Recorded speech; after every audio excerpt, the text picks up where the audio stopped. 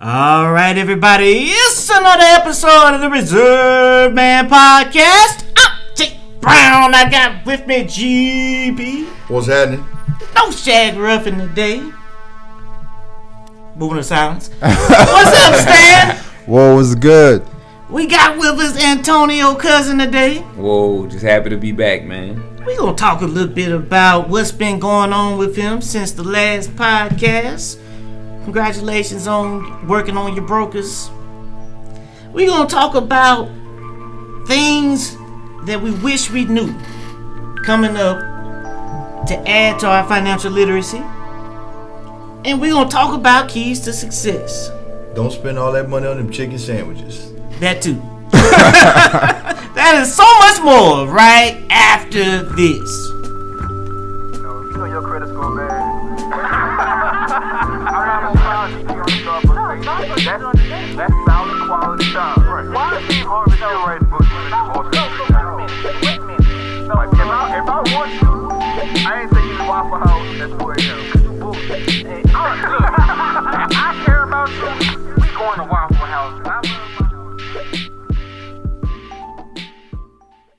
All right, everybody, we're back with another episode for you. Man, we got a good one for you today, actually. And I want to start by welcoming back our guest, Mr. Antonio Cousin.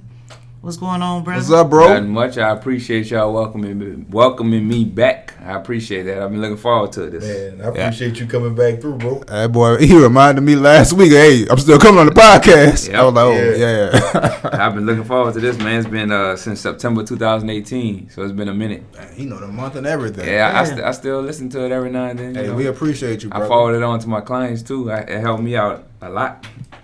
You help us. I'm glad we can help you, bro. No doubt. Appreciate No you. doubt. So for those of you that's been with us for a while, you'll remember that, Antonio came on and gave us some good concepts as it pertains to real estate. Yes, sir.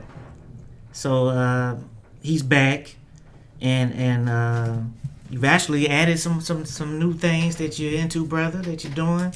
Man, this might be the busiest man in Baton Rouge. Well, he ain't from Baton Rouge. He don't even live in Baton Rouge. I ain't gonna say where he stay at. He in the Baton Rouge metro area. He in the area, but he the busiest man in the Baton Rouge metro area. He in the area, you know.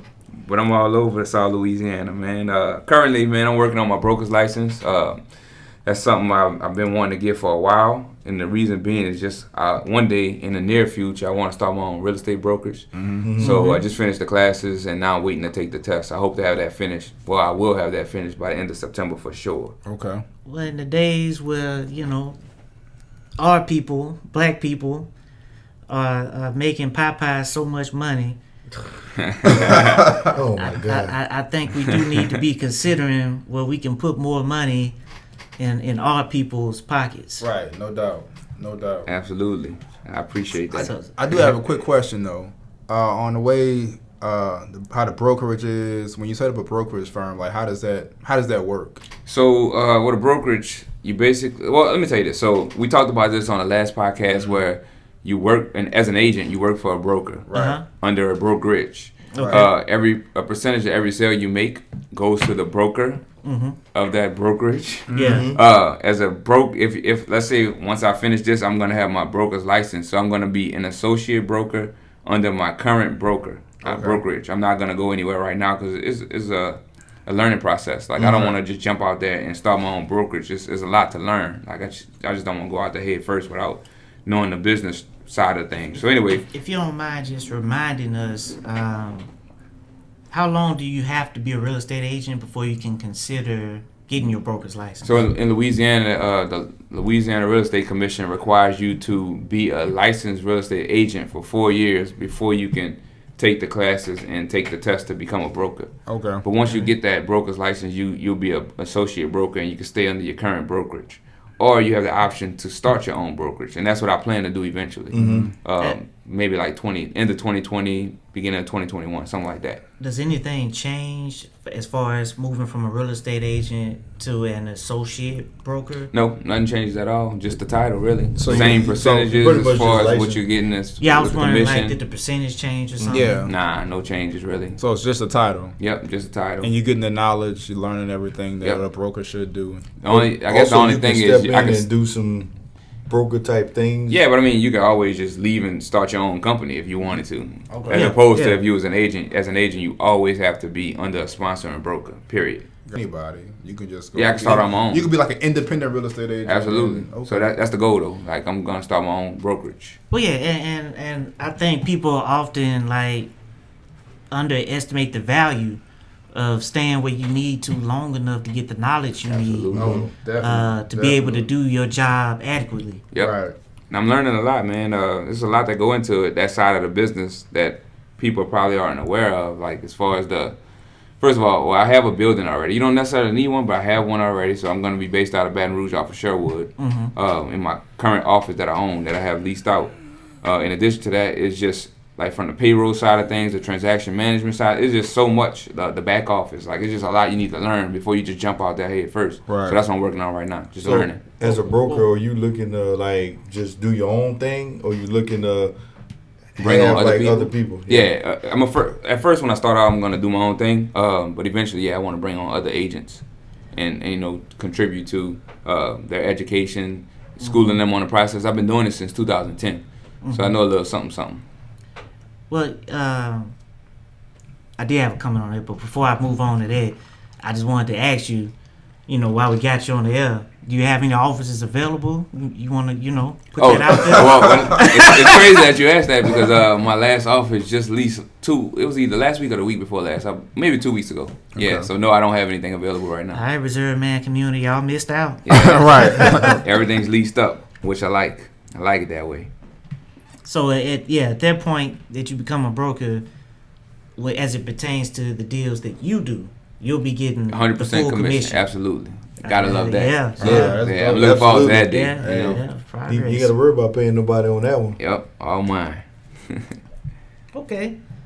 Is there anything else you want to let us know about that before we moved on? Nah, that's all 'Cause I I know have it's for- a lot you're into.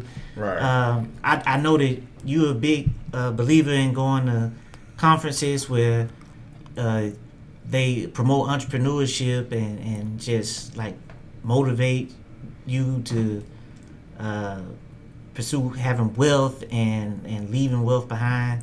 What is it? Is that 1% conference? Yeah, so man, I'm big in like personal development. So I try to attend the conference once a quarter. It's mostly on personal finance. Sometimes I do a little mindset thing, but at this point, I'm more focused on just trying to step up my game when it comes to personal finance and real estate. So they got this conference called the 1% Club Conference. It's hosted or headlined by Eric Thomas, E.T. the hip hop preacher. Right. So I went to the conference in April back in Dallas, and like it was life changing. Like I literally learned a ton. I felt like it was probably like 700 people there, and I go to, like I said, I go to a conference a quarter. So I felt like this conference was different from any other I ever went to. I felt like the people, like the speakers there, the majority of the audience was black. Maybe like 95% of the audience was black, and I felt like the speakers actually cared about every single person in the audience. I never had that experience before. Like they sat there and waited for everybody to take a picture. 700 people. That's a lot of people to take pictures with. Right. They sat there and smiled with every single person, and I never had that experience before. So afterwards, well, first of all, let me tell you about the conference. So the conference is all about like finding your life's purpose. It's like your parents got you to a certain point in life and gave you the baton. Now what you gonna do with it? It's all about like building your family's legacy.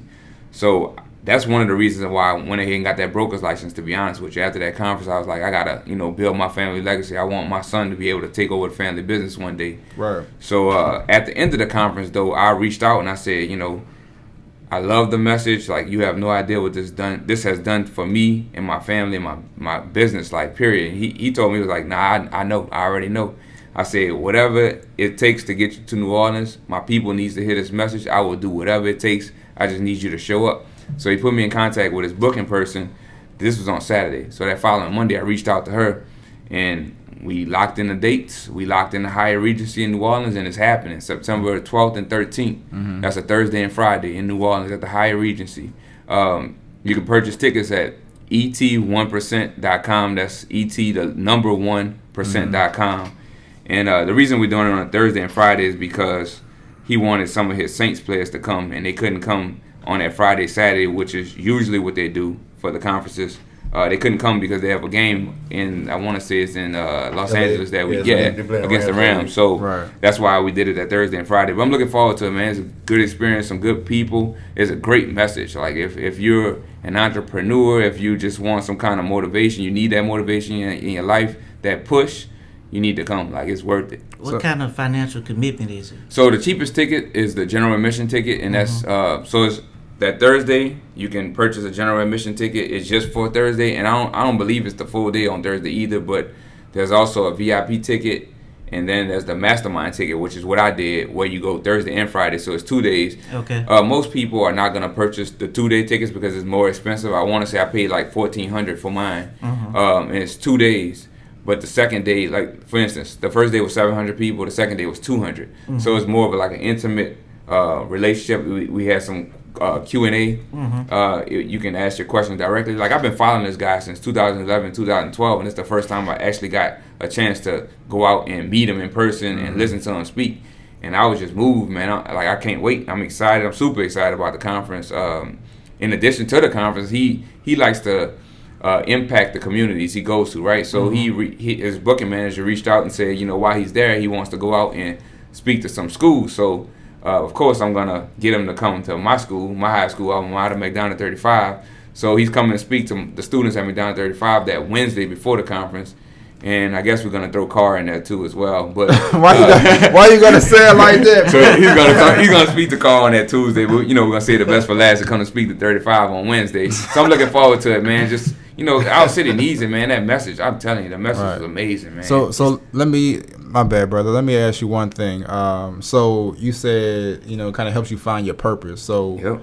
What did you find your purpose? Like, what do you think your purpose is, or what is your purpose at this point? So to be honest with you, like, I feel like I feel like I know a lot of people, right? I have this gift where how can I say it? I don't know, but look, I feel like I know a lot of people, so why not leverage the knowledge that I have when it comes to this personal finance game or this real estate game and try to impact those people, try to leverage my talents and abilities and pass it on to others, right? So, and that brings me to what I want to talk about anyway, is the emails that I send out. So I started a mentoring group with my younger fraternity brothers, my younger chapter brothers from LSU. It's about maybe like 23, 24 of them. And we communicate through GroupMe where I was giving out all these topics, on financial literacy, things like that. I was just spreading knowledge that way because I feel like I'm 35. And if I had known this type of information that I know now in my 20s, like, I'd be so far along. So that's the reason I started the group, because I felt like I can impact them directly by passing on the knowledge, right? I call it the knowledge transfer. Right. So we try meeting up once a month, but, the schedule is busy. So it's tough to try to do that. So I thought about a way that I could leverage the information by without having to physically be present in person, right? So I'm also a part of a mastermind group, and I'll get to that in a second. But with the emails, that came about by me thinking about a way that I could leverage what I know and passing out the information through a weekly email. So I have this email list called Real Estate and Personal Finance 101, where every 6 days I send out information on a separate topic, right? And it's short and sweet because I know that a lot of people's attention spans are short, so they're not going to read long emails. But absolutely. I mean, I get really, really, really good feedback on it, though. Like, I feel like it's general information, so it's not for the expert at all, the experienced individual in these areas. But I feel like I get a lot of great feedback on it because you can assume people know something, but a lot of people don't really know a lot of basic stuff. Like, for instance, like I sent out one within the last couple of weeks on calculating your tax liability. You got it. So you would think that's like something so basic, but it's really not. I got so many questions on that. And the thing, what I like is I send out these emails And I always leave it up to, like, if you have anything, any further questions, anything you want to ask, like, send me an email or call me. Let's talk about it. You know what I mean? Like, that's my way of giving back. And I feel like I can impact more people by having an email list instead of trying to meet with 23, 24 people through group meet or meeting in person once a month. Like, it's just so much easier for me to leverage my time by putting together these short and sweet emails. So that's what I have. If you're interested and you want to get on the list, just shoot me an email. My email address is cousinsellsla@gmail.com. That's cousin, COUSIN, SELLSLA as in Louisiana @gmail.com. Just shoot me an email and I'll add you to the list. But it's all about, real estate, personal finance, and sometimes I send some motivational type stuff too. Right. Now the emails are definitely good. I like the protecting your peace. Right. Appreciate it, bro. Right. I appreciate it. We can talk about that eventually too, because I think that's important. But tell us a little bit about the mastermind group that you're in. Okay, so the mastermind. And what is a mastermind group? A lot of people don't know. Like you just said, a lot of people don't know stuff. That's a good point. Right. So a mastermind is just basically two or more individuals coming together to meet about a certain topic and discuss a certain topic, right? So this mastermind group I'm in is particular to real estate. I'm the only realtor in the group, but there's other individuals that are in the group that are like real estate investors or property management gurus, experts, I should say. And I pay for it. We meet every single Monday from 7:30 to 9:30 p.m. every single Monday via Zoom. And I pay $500 a month for it. And the way I look at it is adding value to my real estate business because it's like an outside view. It's people that are experienced in the real estate realm and that have, that are experienced and successful entrepreneurs, and they can provide that outside view of my individual realtor business and provide feedback and ways to enhance and improve my business. So It's something I've been doing since the end of January, and I'll probably do it throughout the rest of this year. It's been providing like a lot of value, and like I say, I pay for it, $500 a month, which may seem like a lot to some, right? But I've gotten back, tenfold from that. If you're selling an extra house a month, right? Yeah, it's nothing. It's nothing. Like if I'm in there 12 months, right, to the whole year, that's $6,000. That's a lot of money, but at the same time, I'm getting the value from it, so it's nothing. Right. Well, if nothing else, I want people to take away from this conversation the value of investing in yourself. Absolutely. That's huge. I wrote an email about that. Yeah, yeah. Like that, whether it be, getting those criticisms back, which helps you to enhance your business. Right. Marketing class. Right. I did one of those. I paid more for it than some people probably would want to pay. But that's very valuable. Right. Absolutely. Don't matter how great a lawyer I am if I can't get clients. And what to me what's kind of crazy is people won't pay for stuff like that, but they'll go blow money on just stuff that just priorities, man. Yeah, that adds no value to their lives. All about priorities. I mean, if you go sit somewhere on a Thursday night and drop $100 on drinks, then you might as well invest that money in yourself. I'm hard pressed to believe if you go do that, 5-6 times throughout the course of a month, that you can't drop $500, to have your own mastermind group. Right, that's true. And not only that, you mentioned dropping that money on drinks. Like, it's amazing how people really don't know where they're spending their money. Like, people just spend, they don't really know. And I wrote an email about that. I'm not trying to promote my list at all, but I did. That's like one of the first ones where I challenge you to like download the spreadsheet that I use. I've been using since 2000. It's been a minute, 2007 or 8. But I keep track of all my expenses. It's not so much for a budget or anything. It's just so for it's more so for to know exactly where my money is going. Right. So a lot of people don't know that. Like, that's huge. But another thing is people don't take advantage of the things that are provided to them through their own banks. Yep. Because a lot of times with your credit card or your debit cards, you can run insurance. You can run reports on your spending habits and how you spend your money. I know Chase Like has you're it. talking about. But man, Chase, Capital One, a lot of them have it. Only recently that I found out. That's a great resource because Right. it's connected to your accounts. Right. Yeah, only recently I found out where I was spending my money, and I was spending a lot of money On unnecessarily on drinks, takeout, and all this other stuff. So It's eye-opening, man. it's really eye opening because you go like to your point. You sit down. Let's say it might not be $100, but let's say it's $50-$60, Right. and you do that 4 or 5 times. Right. That's like almost $300 Right. that you just spent on nothing. Right. Yeah. Cooking is huge. Oh, yes, I definitely. can tell you, And eating the leftovers. as someone that you know, recently, I had surgery in February, surgery in March. I'm trying to tell you, waiter, DoorDash, Oh, bro. you know, Bruh, I'm frugal, bruh. I'm not gonna pay that Waiter service charge. is stupid Period. expensive because you after you tip the driver and pay the extra $5, you Yeah. can pay the extra $10. Yeah, bro. Look, I on ordered on $10 food. I ordered BRQ for lunch and waiter. A simple lunch meal that's $14 cost me $28. Yes. I can't do that. My religion wouldn't allow it. Right. I'm just kidding. But I just can't do that for real, man. Right. It's Right. I can't do that. well, you know, it's a young single man with no wife. Right. You Still, know, you gotta eat. Yeah. yeah, I hear you, but I just No, can't. but see, I the can't, key bruh. to that cooking is a lot of people don't like leftovers.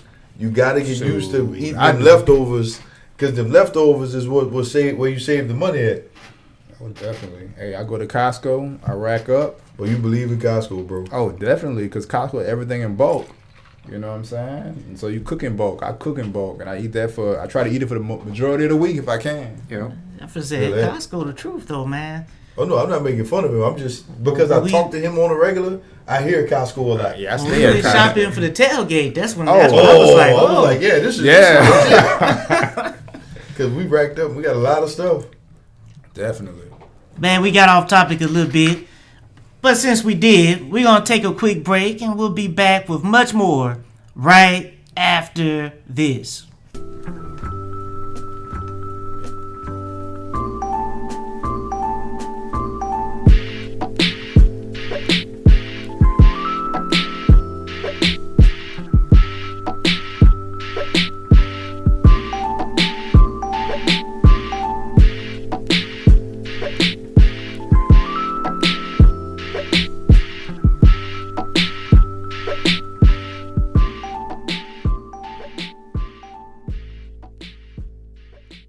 All right, everybody, we are back.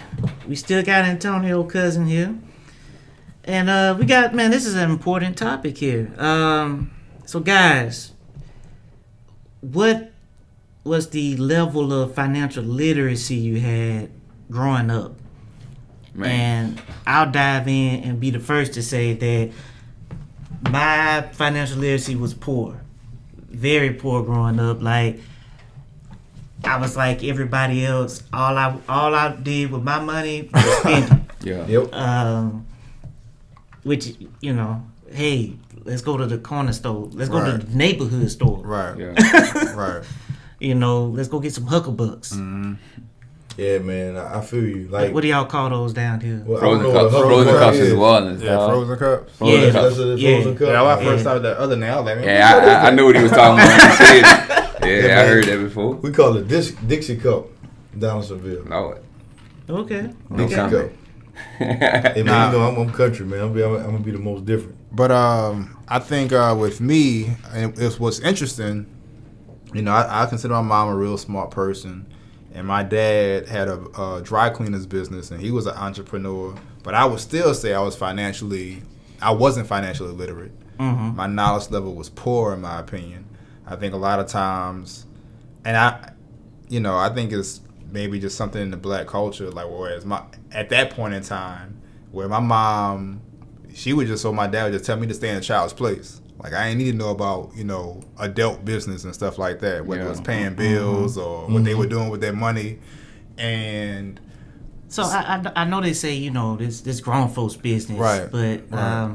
do you think that to some extent that was them trying to like protect, I guess, your childhood innocence, like let you enjoy being a child longer?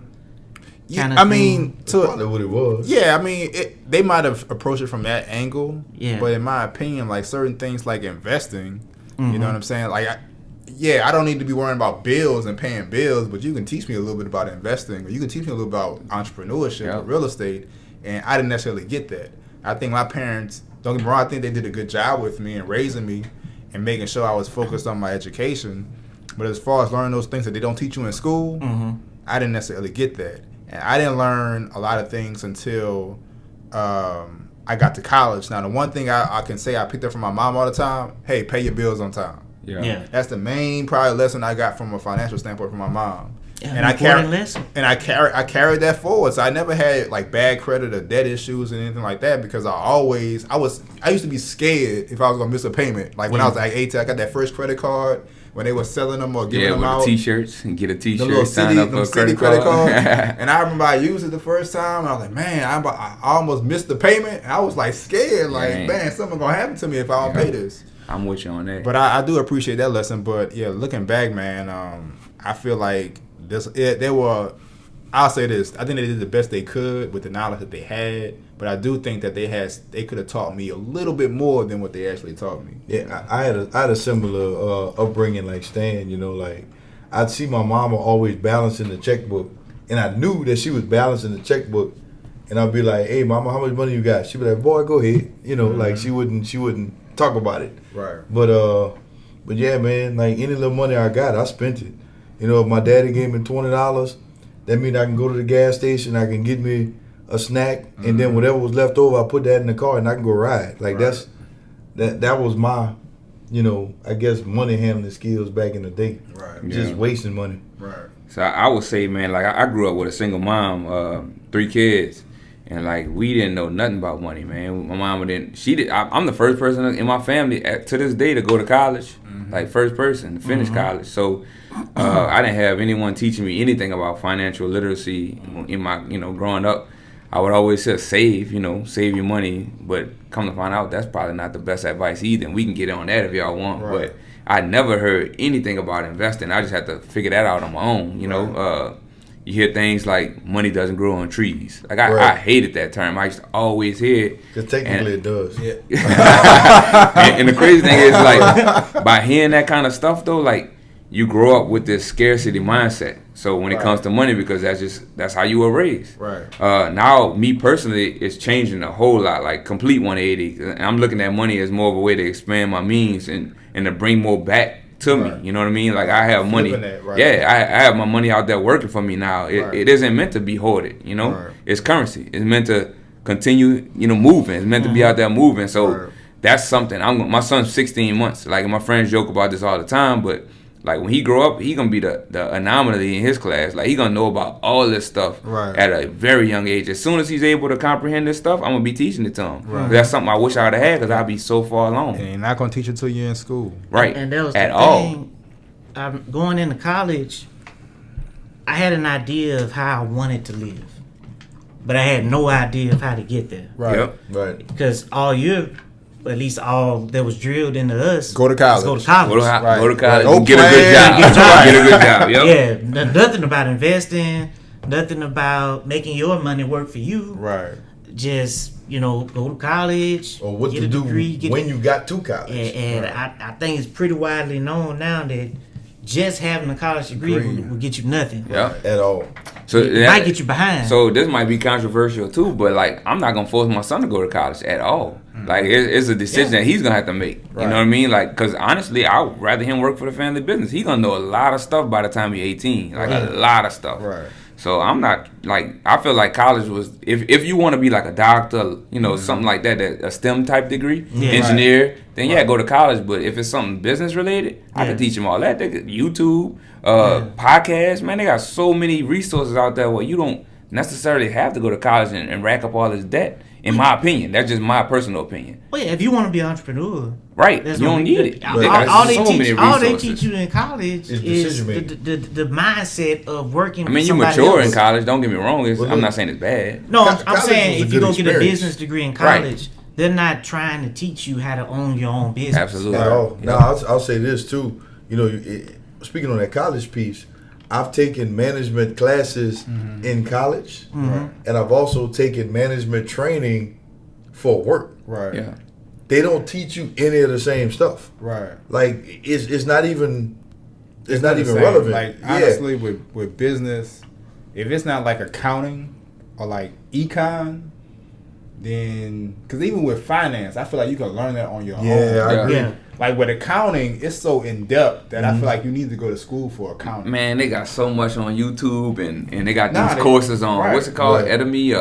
I forgot what it's called, but Man, they you got get stuff so on your- much. on your Udemy, phone. yeah, that's Yeah. it. Dog, have Man, you they got looked at so some much. of these iTunes U courses? Bruh. But no, That's what I'm saying. like you said, you econ though. That's Yeah, different. econ, like Yeah. certain stuff you gotta go to school Man, for. But like, I don't know. But But like, I would say that. I mean, you can learn stuff, You but I could- think to truly be an expert in econ, Right. you got to go to school. But you mentioned something. Excuse me. You mentioned something I wanted to touch on. You said because they're not gonna teach it in school. Right. Talking about the personal finance piece, Yeah, or personal the financial literacy piece, and you know why that is? Anybody want to take? They want you to be worker bees. Exactly, They- bro. they want like you. the country, the But the USA country, is. but the country is- needs that. Though. They need that. Yeah, Right. we built on debt. So we don't need people to understand this. If the large majority of Correct. people understood this, we'd be in a bad situation as Right. far as the country. Yeah. So they need this. Like they need people to get these credit cards and ring them up and go in Right. debt and get these student loans. Like, and you need people to work for other people. right. Yeah. But And my I- family ain't doing that no more. I'm Yeah. breaking that curse. I'm breaking that generation. And that's the curse. thing. Like going into college, man. I wish I would have understood more about just debt. Like, and don't get me wrong, I didn't take out a bunch of debt going into college, but I just wish I would have just understood it more. And when I hear about other people's stories, people talking about they was an undergrad, got $75,000 in student loan. I'm like, how? But think about it, bro. Because people was maxing out their loans. Because think about how your other classmates were talking. I remember people being excited. Refund check. I'm going to the mall. Like that's the first thing people would do. I mean, there's people with 40 in student loans with no degree Yeah. That's the killer. Yeah. from undergrad. I had 25 and I had a bachelor's and a master's. I feel like that Damn, was that's lit. Yeah. I ain't had no debt, dog. All my stuff was free. Hey. I used to get paid to go to school, and I was there 5 years. Well, Undergrad, mine- 2 years for Mine master's. came from law school. Oh, okay. I went to undergrad for free. Yeah, bro.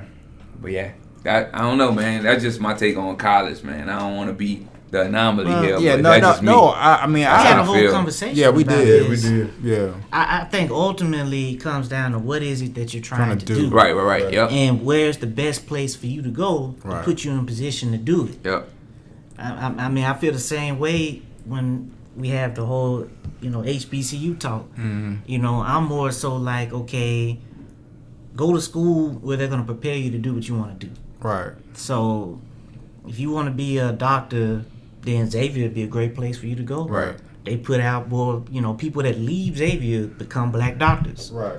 More so than any other school. So, No, I agree with that. It's most importantly to have a plan. have a plan. You know, you have a plan. just can't go to school and wing it because, like in my opinion, and this might be a little off topic, but in my opinion, you talking about the education system, you talking about the medical field as well.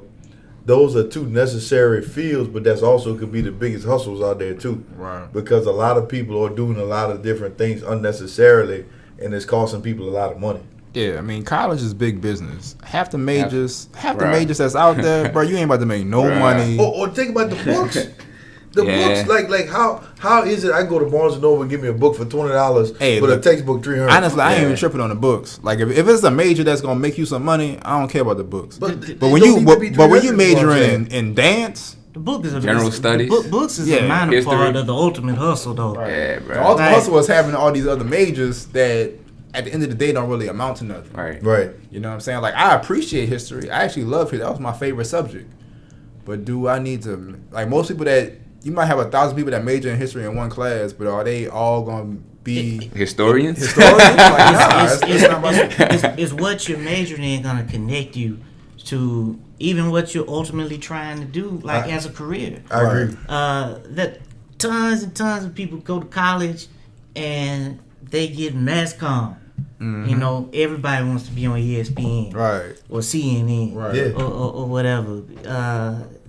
Well, guess where all our teachers coming from right now? Right. Right. Exactly. People that couldn't get a job Right. after going to get a mass comm degree. And then that's not necessarily good because they're not necessarily motivated to be a teacher. That's not something they were just passionate about just going getting into. their debts wiped. Yeah. You know. So, I mean, but. Meanwhile, somebody went to school for 2 to 3 years, got their welders. Yeah, Or they process and they technology. making bank. You know, what I'm saying? they come right out of welding school. They start out at 75. Right. You know, But I think it's just in our society. Well, with us growing up, I won't say so much now, but I know when we were growing up, they just hammer college. that's what college. because that's what our parents' generation like. Back then, you could go to college Right. and actually get a good job for Right. those times. Yeah. But now you gotta be strategic. You know, you gotta know what you gotta have a plan. Like he said, Definitely.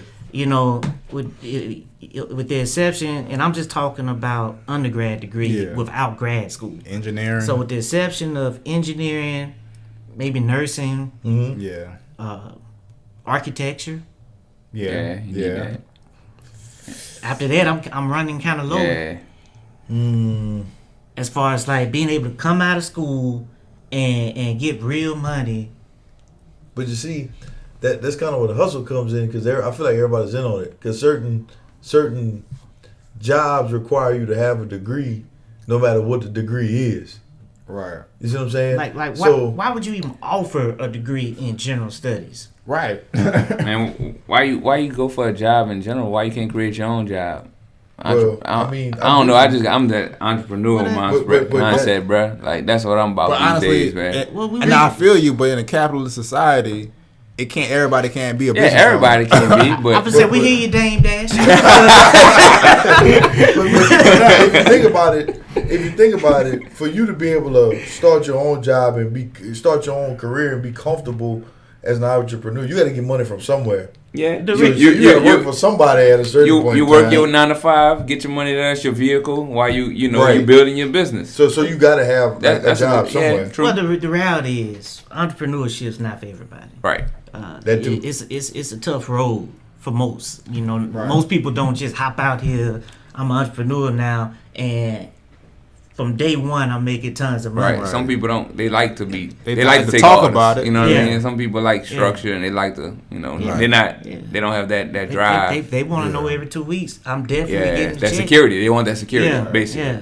Yep, that's true. But we were talking about like how financially literate were we growing up, and I just challenge that anybody who's listening to this, man, that you do your part and change that generational, the way y'all been doing things, you know, the way you've been raised, you change that. Like you go out of your way, you learn some new things, you pass that down to your seeds. Right. Yeah. I mean, a part of it is self accountability. Yep. Our parents. I feel like our parents did the best that they could with the knowledge they had and the resources they had. But I think it's upon us to take that baton and carry it further and do more for our children and prepare them better than our parents prepared us. Precisely. You know, a lot of our parents didn't know. Right. And a lot of our parents only passed on what worked for them at the time. Right. It doesn't work now. Right. So now that we know that, we gotta switch it up. Yeah, You know, it's just so much out there, like resource wise, like so so much at our Well, disposal the now. world is different, right? Because you think about it, you got the internet. Anything you want to know, you can just go find it at the drop of a dime. Yeah. And think about it, the world was less expensive too. So like people our parents' age could work for a company, go to work for about 30 years, live comfortably, be happy, and be fine. You know what I mean? So the world is just so different. But you know, to your point, I think my parents particularly instilled in me that like, hey man, look, especially my dad. My dad was like, look, I'm out here working with my hands. I'm out here doing X, Y, and Z. You don't need to do that. You need to work with your brain. Right. You need to go to school because I didn't go to school. Right. So I think he gave me more than he had. And to Cousin's point, it's our responsibility to take that further and give our kids more than what we have. Right. Definitely. I remember, I want to say it was 2003, maybe. Could have been 4. That's my high school graduation best year, boy. I vividly remember because I used to like at that time I was going through that transition where it was like I was taking business classes at LSU and I wasn't feeling it. I'm like, I'm not getting out of this. Like it's not translating into what I want to do. Right. So I would go to like Barnes and Noble, Books A Million, and I just walk around the business section just looking for like books that I Right. could get. Yeah. And I remember just something about Rich Dad Poor Dad just caught my attention. Dude. And I grabbed it and I read it. Classic. And for me, that was where things started to turn a corner. Yeah. Like start turning around. Like I read that book, and ever since then it was like, okay, I have got to get to the money. Yeah. Right. Right. Hey, I'm with you. That opened up the yeah. black hole for me Yeah. back in 2007, bro. Yeah. I read that book. Ever since then, man, I've been grinding. Ever since then, it just changed my whole mindset completely. Oh, definitely. That's because we didn't know that growing up. You know what I mean? And that's what it was. Instead of let me get this degree and get and work and all of that, at that point it was like, what can I start doing right now Right. to help me get to the money? Right. Yeah, I mean that definitely is a classic book. It will definitely make you look at this life totally differently. Yep. So now that you know that information, aren't you gonna pass it down? You know what I'm saying? Oh, Like, absolutely. just think about like our seeds, our kids. You know what I mean? Like Right. where they're gonna be as opposed to where we came from. You know, Mm-hmm. like now that we know the information that we do know, we got an obligation to pass that down. And Like we have to. And the thing about it, man, I think the key thing whenever I do have kids, when I'm blessed to have kids, I think that exposure is the most important Absolutely. thing, dog. Because I feel like, I always said as a kid that I wanted to be an architect, but I was never exposed to it prior to going to college. Yeah. So I had no idea. I had no clue really about architecture besides looking at nice buildings and stuff like that. That was Yeah. my concept of architecture.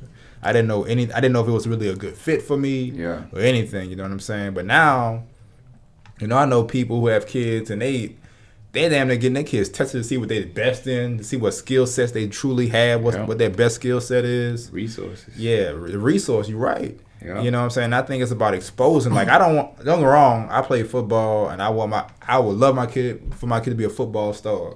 But at the end of the day, if he want to be in the chess club, if he want to be in this engineering club, if he want to be in the accounting club, I want him to participate in as much as or her, and as much as possible to expose them as much as possible. Because I think that's what it's about. Yeah. You gotta really got know stuff prior to even trying to go to college. But that's what's great about having a network. If my kid interested, I don't know no kid that's like in high school that's interested in being an accountant. If they were, Right. I have a good friend that's an accountant, Right. and I'm like, okay, well, go to work with them during the summer. You see what this accounting thing is about. Right. If this is something you're really interested in. Yeah. You think you want to have some of this law thing? All right, come on, come to work. So I wanted to comment on what both of y'all just said. So like, I feel like I know I keep mentioning my son or my family, my kids. I only have one kid, a son right now, but I mean that from a perspective of not just my son, but also the community, like our community, my community. Like I feel like it's our duty to reach down. Like when we get to a certain level, we reach down, we pull the next person up. Right. So we need to be out there impacting others that look like us in our community and exposing them to the different things that we're exposed to that they may never know. Like think about where we grew up, man. New Orleans, like a lot of people, like I took my first flight when I was in college, man. Like a lot of people, like I got cousins right now that's my age that never been on a plane before. Like they never left New Orleans. Right. You know what I mean? So I feel like it's our duty to expose them to different things that we had the privilege to be exposed to. Right. That's only going to help, shorten their learning curve, or not learning curve, but shorten their develop, whatever you want to call it, man. Right. I just feel like it's on us to do more. Right. I'm trying, like my overall long-term goal is, I do want to have this brokerage, but I also want to open a nonprofit. I told you this before, like I mean, we got to talk about that's a financial goal we literacy. got in common. Yeah, Like I just feel like our community is lacking in financial literacy. It's because we're not exposed to it. It's because we don't have people around us that's in the field or doing the things that that would be in that area. So I feel like it's our duty to give back in in ways that we can to impact those people. But you see, you just said a mouthful. Because like for me, growing up in the country in Downsonville, either you worked in the plant or you work construction at the plant. Mm-hmm. right. Like that was the two things you really did. Everybody did that, So for me growing up, I knew that I wasn't really feeling either one of those options. Right. But I just didn't have nothing else that I could look at and say, hey, this seems interesting. And I think it's a blessing to have our circle that we have, because when we start having kids, to Jay's point, you got an accountant, you have auditors, you have lawyers, you got realtors, you got executives, you got Shag's a photographer, you got Chaz is a principal, you know what I'm saying, assistant principal. You got all kind of stuff that you can look at and say, hey, maybe that's something I'll be interested in doing. Right. And I think that does a lot for young people. Yep, Definitely. All about impacting the youth, man. I'm big on that. Huge. That's huge, man. Like I took my first flight. I want to say I was in a sophomore year in college. Yeah, see, I was fortunate from that aspect. I mean, I took a flight as a infant, basically. But I wanted to speak on. I was 24. Oh, really? I was 24. Yeah. I was old, cuz. Exposure, man. That's key. What you saying? See? Nah, it's nothing. We're going to take a quick break. And we decided to throw an additional topic in. We didn't even pre-plan this one. We think you'll enjoy it. And we're going to give it to you right after this.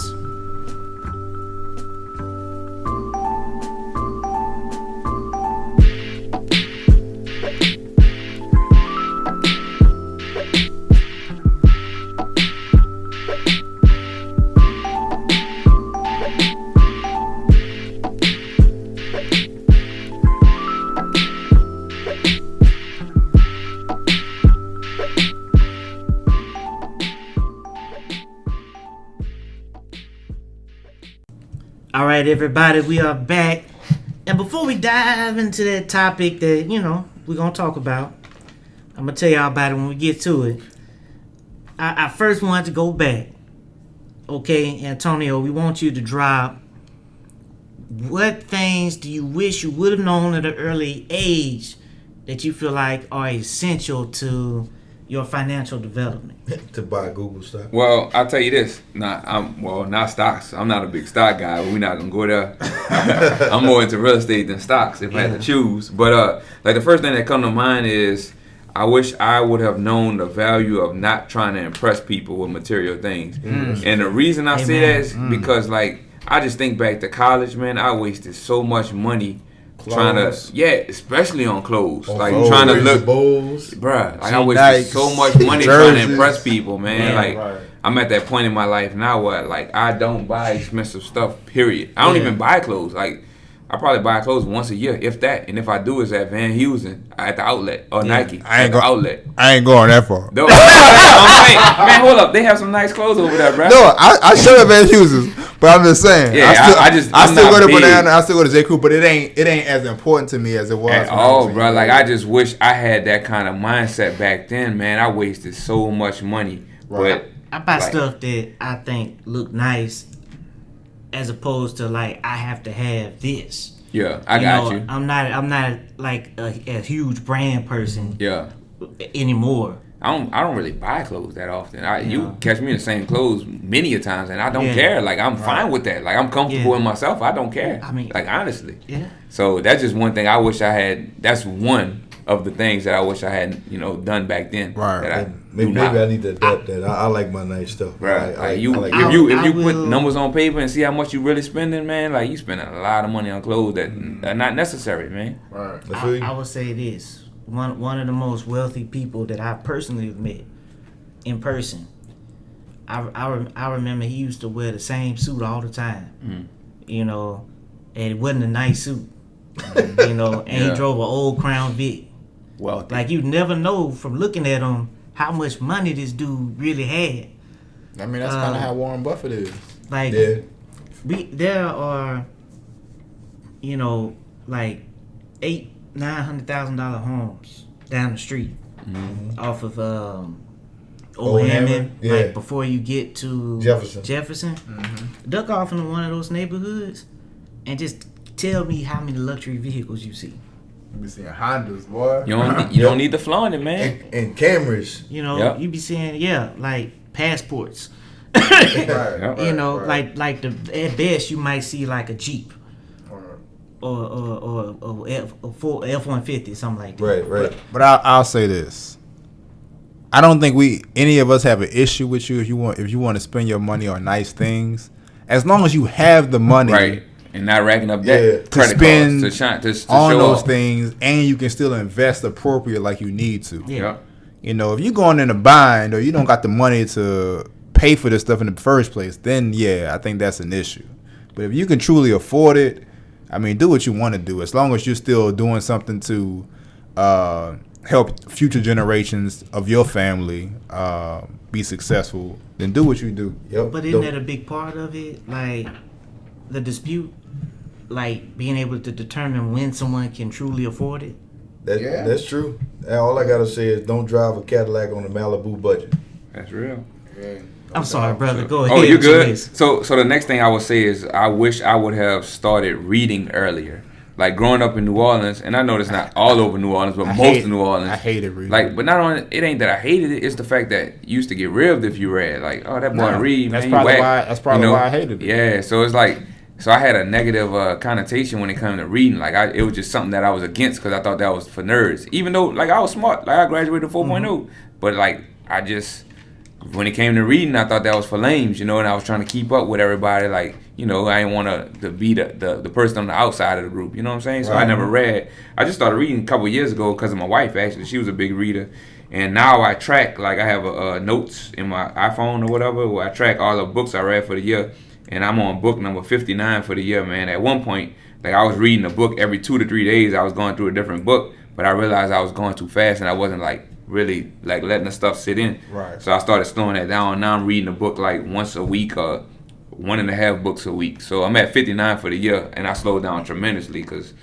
I just feel like I told you already. I'm all about personal development, self-development, and I feel like a lot of information is within books. So that's something I try to do. I read every single morning, no matter what. Every single morning, weekends included. 5 in the morning, I'm reading. Not only that, I listen to a ton of podcasts too. Yeah, that's ton. what I'm at. So reading audiobooks. Yep. Because sometimes I ain't getting up at 5 in the morning. I'll say that. Got to get a head start on the world, man. But clutch. When I do get up, I'll turn on the podcast or I'll turn on the audiobook.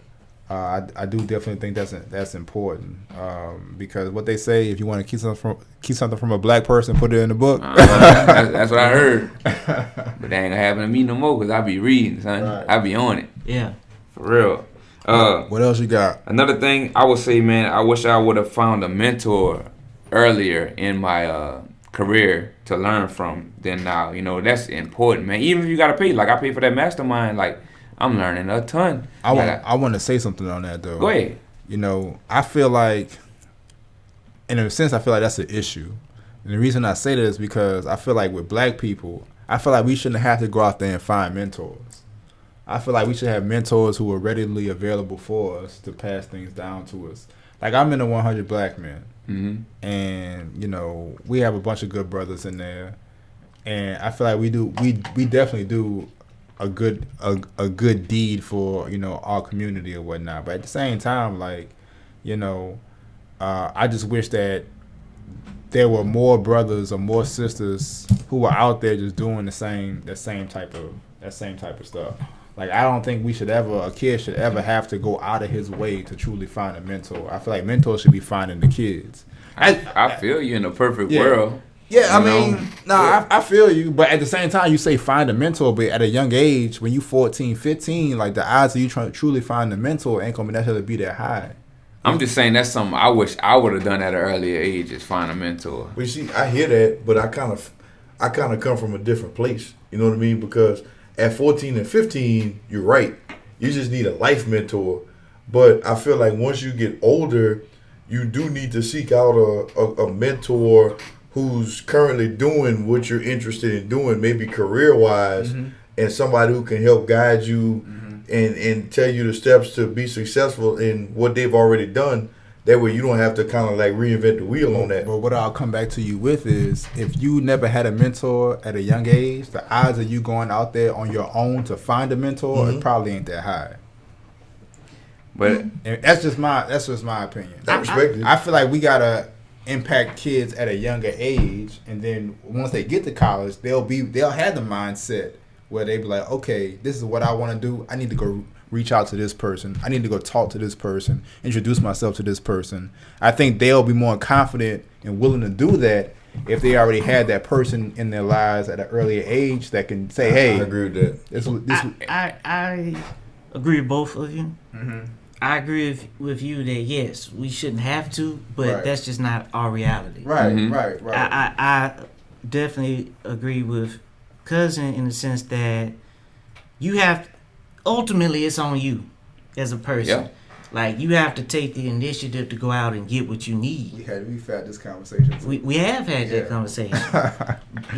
But I'm talking about the person who, like, if you 14, 15, true, you might not know how you're gonna do, or like for me early on, like I knew the kind of lifestyle I wanted to have. Right. I didn't even know what career I was gonna get. I didn't know how I was gonna get there. Just wanted the money. I just knew not just the money. The money's a big part of it, but like how I wanted to live. Right. As far as like being able to travel, as far as like the kind of things I wanted to be able to do with my family. Right. Like all of that is encompassed in it. Right.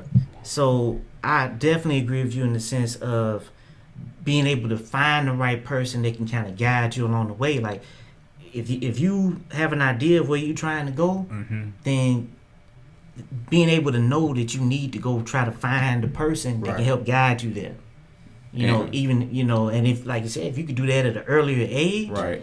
Yeah, and I guess when I hit earlier age, I go back to like teenage. I don't think like early 20s while I'm in college. And stuff but I'll give you an example though, like of teenage. So 2 years ago, I went to my high school career day, McDonald's 35 once again, in New Orleans. So I went to the high school career day, man, and like I spoke to 2 different classes, maybe in total, maybe 30, 35 students total. And like I spoke to them, and I know I hit, like I can see it in their faces. I had all of them attention. Like I know that I connected with them, right? At the end of both of those speeches, I put my information on the board. I told them I would love to mentor them. I put my phone number and email address on the board. All of them were taking notes, writing it down, right?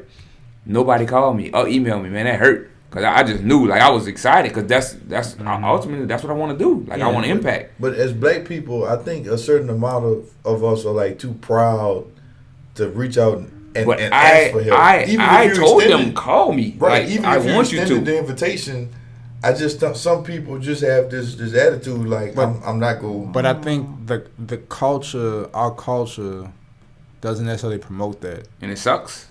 Right. So, I mean, we probably had the same thing. I mean, if I look back when I was in high school, I probably did have some similar situations where I didn't take advantage of those opportunities. Mm-hmm. But I think it's so ingrained in our culture, like, you know what I'm saying? Like, they might have been like, a cousin, like, oh, he was a nerd, you know what I'm saying? Or something like that. I'm just saying. Yeah. Even if I go speak at my school and I'm talking about something, they be like, oh, well, he ain't like me or whatever. He different. You know what I'm saying? But he's an adult. Because what's interesting at with the 100, I remember talking to this kid, and it was a young guy in the 100 who's a doctor. And I talked to the kid, and the kid was like, "Oh, I ain't gonna be like him.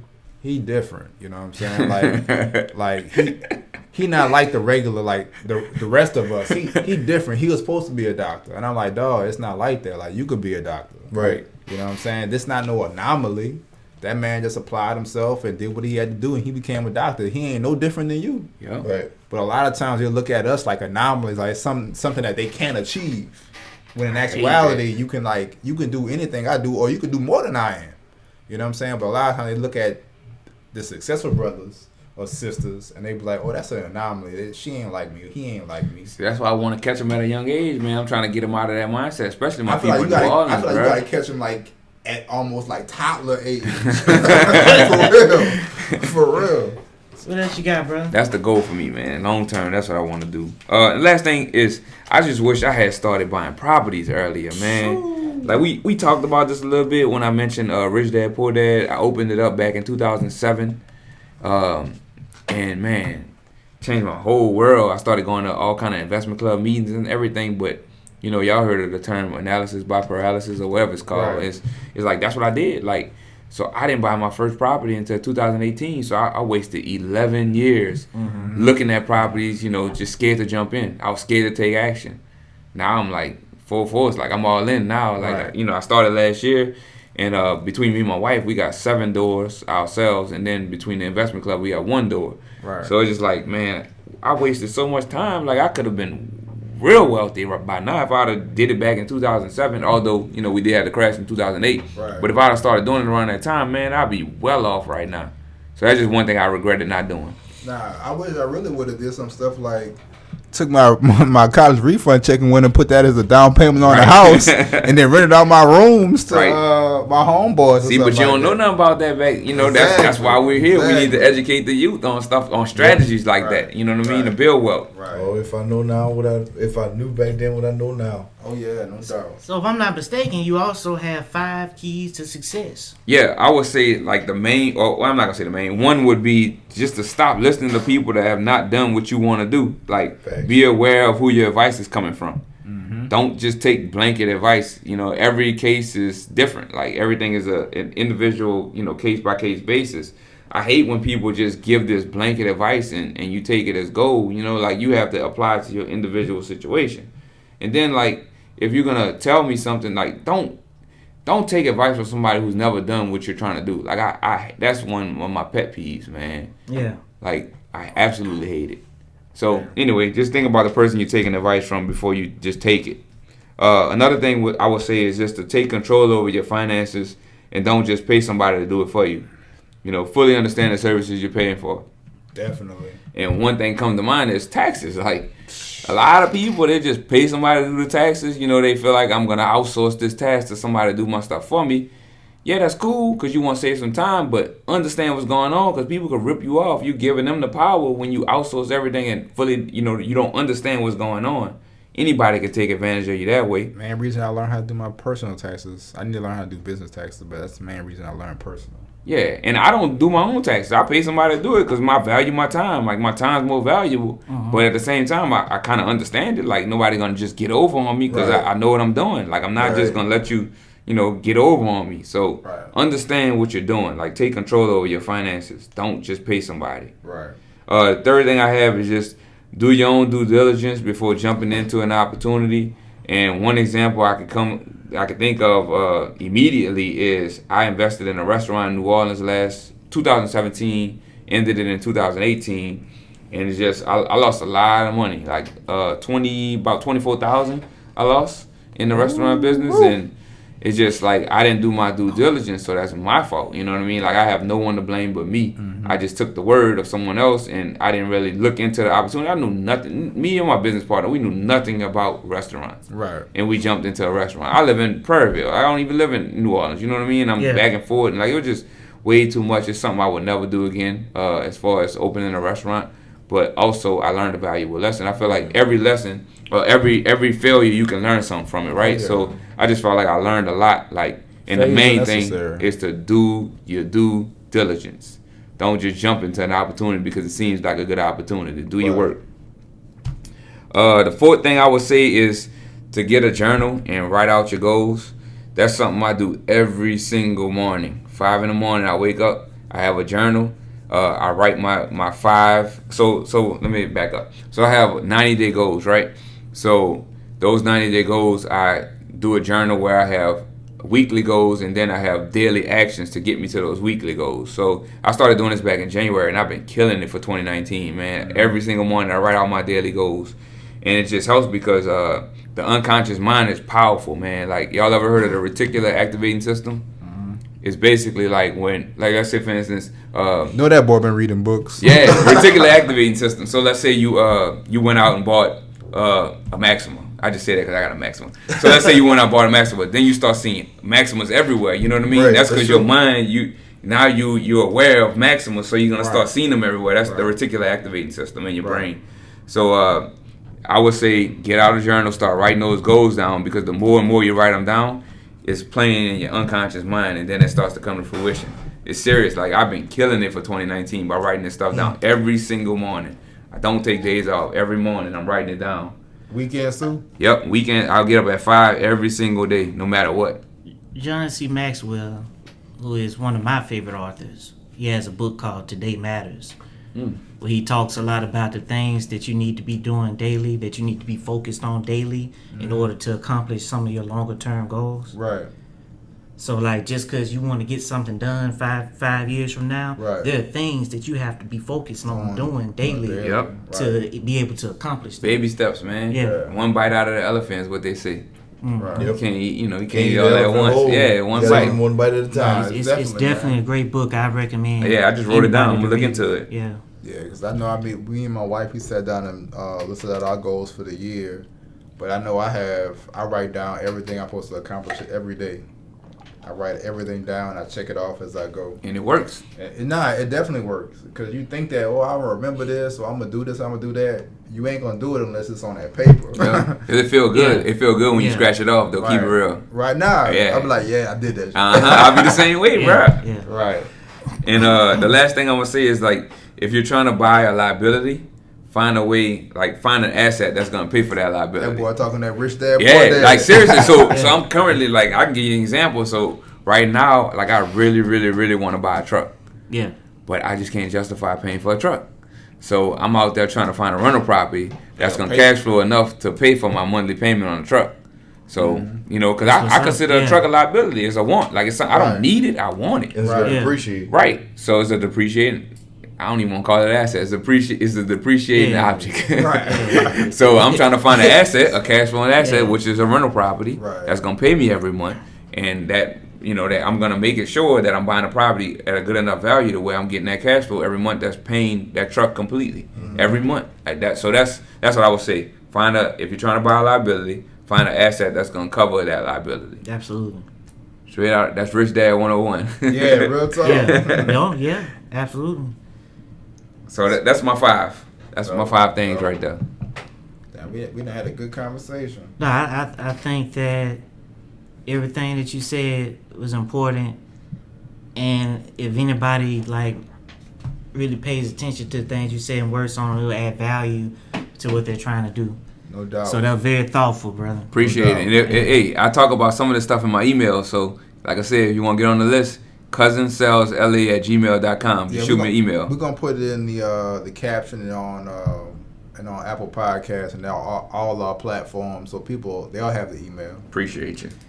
So What's that other topic, brother? I was looking on Instagram, and I pay attention to what y'all be putting out there because I'm always looking for something to talk about. Right. And one of my friends, she put up a post talking about which requires more commitment, being a spouse or a parent. Well, I wanted to kind of tweak that a little bit and ask you fellas, like, what should take the priority? Being a spouse, having your spouse or your child, and keep in mind that this doesn't just encompass like all our children are ours type situation, but it also encompasses bringing in the whole step parent situation, and even stepchildren. Okay. I'll jump in there first. So, I'm married. My wife and we don't have a child yet, but whenever we do, I think that we both will have the mindset that our main priority is to take care of our child and ensure that our child's success and ensure that our child is taken care of going forward. Like Cousin talked about throughout the podcast, man, it's like generational. Like I'm not looking like my as a man and as a husband, I'm supposed to take care of my wife and take care of my children, but I'm looking forward. I'm looking 30 years, 40 years forward, 20 years forward, where I'm setting my children up for the future success, things that I didn't have, give them a head start. Yeah. And I feel like that's me and my wife's mission at that point in time once we have a kid. Now, that doesn't mean that I neglect my wife in any way, or that doesn't mean that I do less for my wife in any type of way. But I think that once you have a kid, and Cousin, you could probably speak to it better than me, I don't know, like I feel like your priorities shift, and yes, you still gonna do those things for your wife, you still gonna be romantic and all that type of stuff, but at the end of the day, you have this child to take care of and provide for, and to me, I think that becomes your priority. Now, in the sense of, if I had in a sense where you have a step parent, now that's a little different because if it was a situation where somebody has a wife or they get remarried, but they already have 2 or 3 kids. In my opinion, there's no way that this new wife takes precedent over your children. Right. That's your blood. You know what I'm saying? They're dependent on you, especially if they're like not even true adult. I'm not even saying 18. I'm talking about 21 and above. Like, they are your priorities. You cannot put some new person above your children who are still dependent on you, in my opinion. And that's just where I'm at with it. I agree 100%, man. To be honest, I don't even know how much I can add to that. I mean, I got a 16-month-old son, man. It's like everything revolves around him now, like, period. I would do anything for him, bro. Like, I'll kill for him. I know I ain't supposed to say that on this podcast, but, like, I'll do anything for that dude, man. Like, it's just a special bond, man, special connection. So he comes first over everything, man. It's like, I feel you. Like, I can't even add much to that, to be honest. Yeah, man, it's hard to go behind that, man. I'd have to agree. I'm glad I went first. Yeah, I'd have to agree, man. My parents always put us first. I understand, in certain situations when there is a divorce and then you might move on and find somebody else, that might be a conflict. Because I feel like, my parents put me first and put my sister first. It aligned with their interests because they were both of our parents. Like, they got the same kids. But I do talk to my uncle a lot. And my uncle's divorced. And his attitude is, well, I'm never getting remarried because I feel like what I have left for my son, my first cousin, is I don't want nobody to be able to take away from that. Now, I do want to have some type of companionship or whatever, but he doesn't want to involve anybody else from taking on what he leaves his son.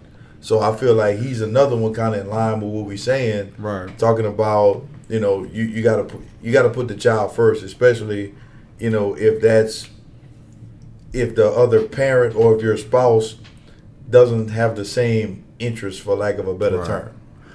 I'm gonna let you go, and I'm gonna throw something in there after the fact. But I'm gonna let you go first. Hey, before you go, I just want to clarify.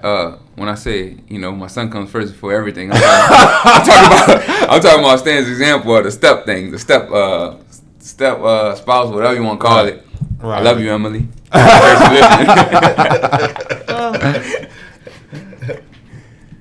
I think that there's less of a chance for there to be a lot of conflict if you're together. If you and the mother of the child are together, now children are demanding from a time standpoint. So I think you do have to be intentional in the sense of putting in work to make sure the relationship doesn't get lost. Right. Just with all the things that come along with having a child, combined with just work and daily life. Because recitals and practices and birthday parties and dude, that's time consuming, bro. Yeah, so I think that you have to actually plan out activities to keep the marital relationship good. Right. Now, as far as the step-parent situation, I would say that the first thing is anybody that wants to be with someone that has a child needs to embrace the fact that if you marry somebody with a child, that is your child. That needs to be the thinking. And you shouldn't marry anybody that doesn't think that way. Right. Like, you should not even go into a situation where someone's salty about, whether or not you're spending too much time with your child over them, or that's just craziness. Right. And if you can't accept somebody's child, you should bow gracefully and not even deal with the situation. You shouldn't be jealous of a child. Right. A child needs a parent. That's just what it is. Now you can be inclusive and be a parent too. Right. Or you I think go, that's ideal. You know, but there are situations where sometimes there's a conflict and it comes down to, having to kind of choose one over the other. Now, me personally, when that conflict happens, I'm going to roll my child. That's just where I'm at. No doubt. I don't plan on ever being in that situation. Right. Keep Now, it real. but you know what it made me think of? Have y'all ever seen those posts when they was like, all right, if the wife is fixing dinner, who does she serve first? Her husband or her kids? I hate stuff like that. And I'm just like, one, I agree. I hate stuff like that. But I'm just like, as a man, I'll be like, you need to feed my kids first. Yeah. My kids need to eat first. Yeah. And then, you can give me my plate, or I can go fix my plate. It ain't that big of a It's deal. not that crucial. It's not that crucial. My Like, mama would fix everybody's food and make everybody wait till everybody else got the plate, and we'd all eat at the same time. Right. So, I hate when I see posts like that, but there are posts like that out there where people really are debating this. And I'm just like, That's people wasting time. I was about to say, I don't waste time with stuff like that, people bro. wasting time. Like, nah, I ain't gonna lie. I read the comments. I go read the comments. But that's entertainment. I though. be busy, bro. It's not necessarily I don't read entertainment. that, Like, honestly, when I read comments and stuff, I like to see how people think. That's a good point, I guess. I just never like Like- the whole Popeyes versus Chick-fil-A thing. I just Right. don't care. Like, it's a waste of time. Like, It is. My thing with that, I don't care about it, but I do know that I hate that we will show up in force for some stuff like that, Yeah. but won't show up in force So vote. to vote. Now, I appreciate what y'all did for Barack, Yeah. but damn, now we look who we got We in the need office it right now now. more Right. than Right. So, Shout out to the Boondocks. The Boondocks predicted this. no doubt. They need another season, by the way. Right. Yeah, on the chicken sandwich thing. My bad. I didn't mean to change subjects. I'm sorry. That's all good. I feel like we all In pretty much agreeance, said what we yeah. wanted to say. But just to hop over there, I just think that the memes are funny. Right. Pretty Yeah, much. I look at the memes. I'm just talking. I just don't waste time getting I- into debates with people about it. Like, I'm pescatarian. I don't even eat Yeah. chicken, so I don't care. Well, I haven't had either sandwich, and Yeah, me either. probably won't for a while. Yeah. They sold 'cause out. It would have to die all the way down To you. to where I can just get in line like normal. Yeah. For me to go try and check it out, but I ain't gonna lie, I'm kind of like Charlamagne. Charlamagne's like, man, I ain't tasted because I ain't want to be on this hype train. yeah. And I be like, man, they hyping it up too much. I ain't about to do this right now. I'm Man, like, I'm it gonna look wait. Good. It look good on the pictures, man. I just can't. Like, I don't eat that. I don't gotta eat say, it, so I mean, can't. The people that have commented about it, that tried it, to me, Bruh, You know. what bothers me though, like what Stan said about the vote thing, right? So like we so powerful, bruh. Like as a people, We don't Yeah. like, real- we're so we don't- we powerful, don't bruh. realize. Like we just got short attention spans, man. Like we come together like to vote. Like we can do so much. That's why people always pandering for the black vote, man. Like we got a lot of power. We just don't realize it. We don't utilize it, man. Right. It pisses me off. But our dollar is powerful. Our social media presence Think about- is powerful. Right. But see, that's Well, why, why we- you see why we a lot can't of come together? marketing lately towards Towards us. us, Like yeah. I've been watching commercials. Yeah. Right. You know, a lot of big companies are marketing toward black people because kind of going back to that Big Mike conversation we had. You remember that one? Like our dollar don't stay in our community Right. for 6 what, hours. 6 hours? Yep. Right. Yeah, so they, everybody else know they can get a dollar out of us, Dude, and they market it so towards us. much power. We just Yeah. don't fully understand it. So we always talk about how we don't have resources, but the black community got money. We just don't invest it. yeah, The black we spend community it. individuals have money, not the community itself. I mean, but the individuals are part of that community. Yeah, but what I'm We- saying we- is we're we- not putting it back into the community. Is my point. But that's to my point. All right, well, we agree. I mean, Our sense of community is different now. Yeah. It's not what it was 30, 40 years ago. Well, now, I guess 40, 50 years ago. Right.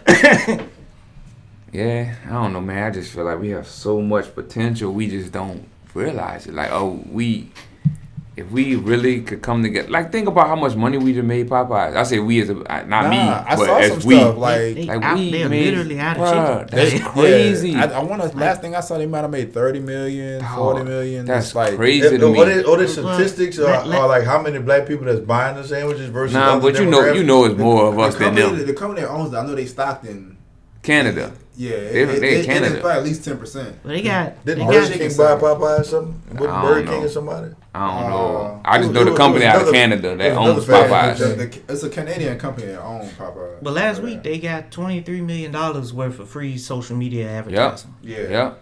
Jesus Christ. And I bet the large majority of those people are us. Yeah. Well, yeah, they say a huge part of that is Black Twitter.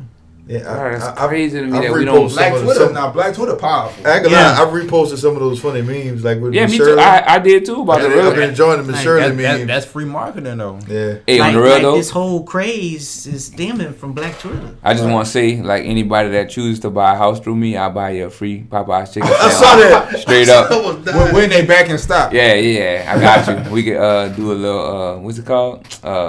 On rain check. Yeah, I got you. Yeah, free consultation over All that. Popeyes. Chicken sandwiches, baby. I actually had Popeyes today. Got me a 3-piece. Damn, I ain't have chicken meat since March 9th, man. Yeah, you I don't know what it feels like to have that anymore. I- I'm good though. I don't need it. I ain't giving up Popeyes. Man, dog. y'all keep I don't going need to Popeyes needing the devil's food, man. Y'all keep doing No, that. it ain't Devil's food. That's God's food, boy. God put his hands on that chicken. We know you can't have gluten, man. Right. Look, KFC in Atlanta got some Beyond Meat chicken for you. Nah, man, I don't want that neither, man. It still got the flour. It'll be just as bad for me. Crazy. Well, it's my understanding that Antonio Cousin has a black prominent figure for us, and he gonna give it to you right after this.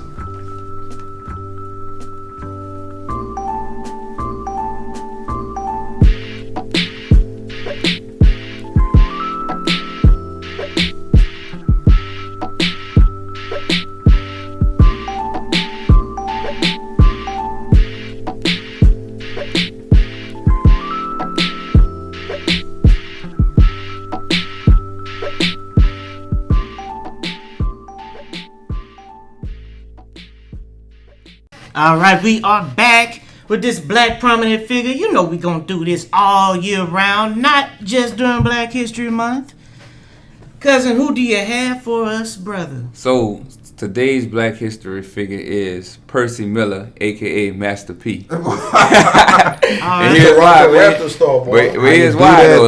Like I like his ownership mindset, but I also like his business acumen. Yes. And a lot of people don't even know about his business acumen. So like honestly, I hope after reading this, but I hope that one day he can write an autobiography, do a biopic or a documentary or something, because he has so much to tell that I would say the large majority of folks don't even know about. So hopefully I talk about it a little bit today. But just aside from being a rapper, he's also enjoyed a successful career as an entrepreneur and an investor. After the death of his grandfather, he inherited $10,000 as part of a malpractice settlement. And with that money, he opened up a record store in Richmond, California called No Limit Records, which later became the foundation of his own record label with the same name.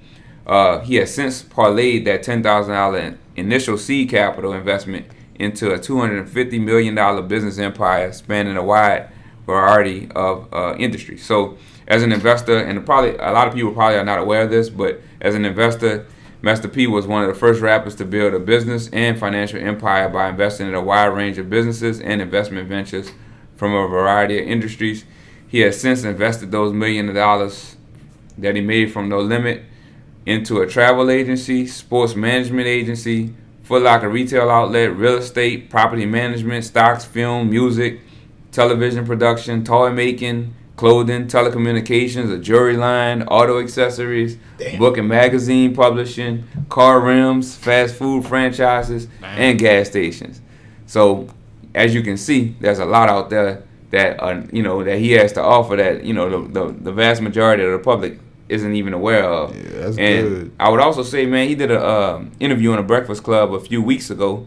I would advise you to go check that out because it was pretty good. He talks about we need to be owners. Us as a people, like we need to own our stuff. Right. And something when I was doing my little research on him. You was talking about this movie, right? Yeah. Mm-hmm. Well, I ain't gonna lie, I didn't even get to see it, but I will one day soon. But like he was just talking about like, first of all, I just like that mentality, that ownership mentality, and owning your own stuff. And when I was doing my research, I didn't know this, but No Limit Records, they retained 100% ownership of their masters. Yeah. I didn't know that. I wasn't aware. And in addition to that, they kept 85% of the record sales, and they only gave up 15% to Priority Records, which, in return, they did the pressing and distribution for No Limit. So it's huge, man. It's a lot that he has to offer that the world isn't aware of, man. I just hope that one day he can do something to put it in, document that so that the world can notice. So that's my Black History figure, Master P. And he's from New Orleans. Shout out to New Orleans again. No doubt. Man, all them No Limit albums I bought as a teenager, Me too, man. bro. I didn't even know all that about Master P, Me bro. either. That dude a businessman, bro. That's good. That's a good Black History figure, man. Yep. Appreciate you. Cousin, man, tell the people how to locate you. So you can give me a call, man. I answer the phone most times. 504-220-7297. That's 504-220-7297. You can hit me up an email. That's cousinsellsla@gmail.com, or you can add me on Instagram, N-O, like New Orleans, N-O Cuzzo with 2 Z's, C-U-Z-Z-O. So that's N-O Cuzzo on Instagram. If you done listened to this whole episode and you have not subscribed, Shame on you. Oh, man, something's wrong with you. And you can always catch us at The Reserve Man on IG. You know that we watch and read all of y'all responses, comments, etc. We check the DMs here and there. Yep, so slide with your comments. That's it, everybody. We are out. Your credit score bad. I'm not gonna that's solid quality time. Right. Why is Steve Harvey still writing books? Like, if I want you, I ain't taking you to Waffle House at 2 a.m. I care about you. We going to Waffle